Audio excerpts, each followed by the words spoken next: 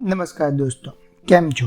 આજે આપણે વાત કરશું સુંદર ફોરેસ્ટ અને અમેઝિંગ હિસ્ટ્રીવાળું શહેર અને જિલ્લા વિશે, જેને લોકો જૂનાગઢથી બોલાવે છે.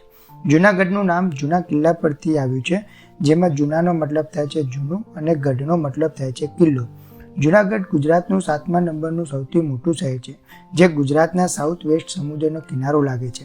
આ શહેર 160 કિલોમીટર વર્ગમાં ફેલાયેલું છે. એમ તો આખા જિલ્લાની વાત કરીએ તો તે 5093 વર્ગ કિલોમીટરમાં ફેલાયું છે, જે કાઠિયાવાડનો એક હિસ્સો છે. આ જિલ્લો રાજકોટ, પરમેલી, પોરબંદર અને અરબ સાગરથી ઘેરાયેલો છે.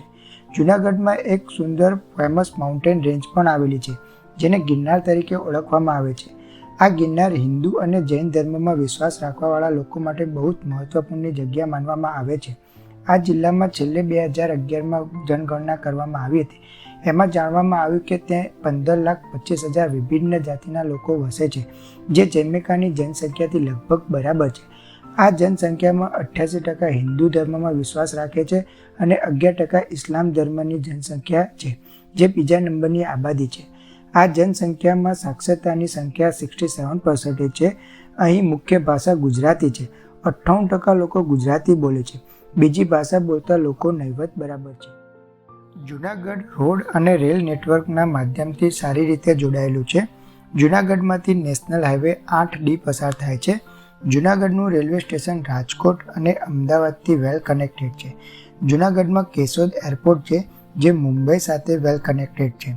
અહીં વેરાવળ અને માંગરોળ જેવા દરિયાઈ પોર્ટ પણ આવેલા છે, જે ફિશિંગ ઇન્ડસ્ટ્રી સુધી જ સીમિત છે. ટુરિઝમ માટે ગિરનારમાં એક રોપવે પણ બનાવેલું છે, જે શહેરની એક એટ્રેક્શનમાંનું એક છે. આ રોપવેનું ઉદ્ઘાટન 2021માં પ્રધાનમંત્રી નરેન્દ્ર મોદીજી દ્વારા કરવામાં આવ્યું હતું.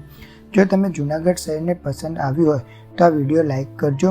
આવા વિડીયો તમારા શહેર માટે જાણવા માટે અમારા કોમેન્ટ બોક્સમાં તમારા શહેરનું નામ જણાવશો. Thank you for watching. જોડાઈ રહો અમારી ચેનલને ડૉક્ટર યાત્રીમાં. Thank you.